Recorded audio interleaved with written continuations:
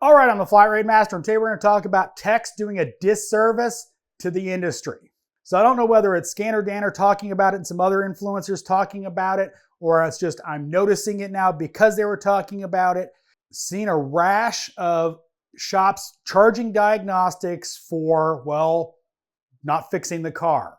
Meaning putting a mass airflow sensor on there when their purge valve is stuck open, and not intermittently stuck open, I mean stuck open. Obviously, the technician is being paid for a diagnostic and not diagnosing the car. Unfortunately, there's a lot of technicians out there that feel entitled to get diagnostic fees because they should, but you gotta diagnose the car, and you should be diagnosing it right. You know, there's questions, like the purge valve. Well, was it stuck open when they saw the car? Well, if it wasn't stuck open when they saw the car, why'd they put a mass airflow sensor on there? Pretty clear it was either a shotgun diagnostic or they didn't even do anything. They pulled the code through a mass airflow sensor because, the last car was a mass airflow sensor or whatever, Identifix.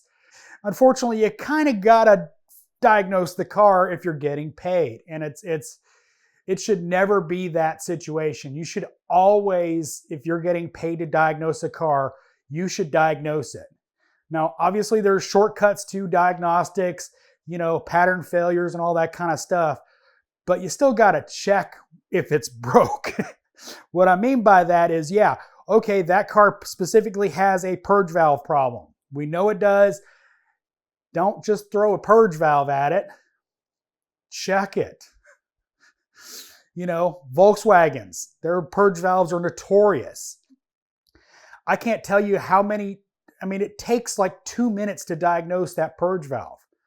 You'll literally pull the clamp off. Now, obviously the newer ones that have the plastic and all that, you can't do that. But the older ones, you pull the clamp off, you unplug it, you got vacuum with the car running, and the purge valve's disconnected from electrical, you got a stuck open purge valve. Takes 5 minutes. Why would you not do that?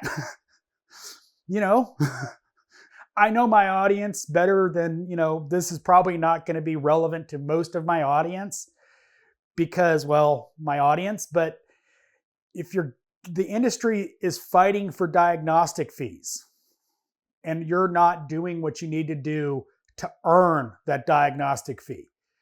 If you're getting paid to diagnose a car, if the shop is getting paid to diagnose the car, you need to diagnose it. Don't just shotgun parts.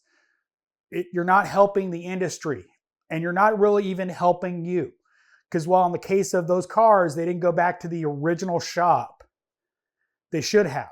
They should have gone back to the original shop, and they should have had to fix it for free. And if you're flat rate, well, you get to do it for free. Unless you've got a, shady shop that will charge them twice, which hopefully you don't work for that kind of shop. But you need to diagnose the car if you're getting paid. I know this video was kind of ranty because, well, it sucks for it sucks for the shops that have to deal with it. When you go behind somebody and you have to charge them a diagnostic fee to diagnose the car right, even though they've already gotten charged, making the public less wanting to pay diagnostics when you literally, that's a trend in the industry, when you're not getting a diagnostic, when you pay for it. So you got to do more than pull codes and chuck a part at it. You got to actually diagnose the cars, please. Now, caveat, misdiagnosis, it happens to everybody. I don't care who you are. You can prove a bad part and there's another bad part. Been there, done that. Or it's just you misread data or whatever. It happens. Chucking a part at a car based on a code is not diagnostics. That is shotgunning. Stop doing that. So as always, thanks for watching. I am the Flat Rate Master.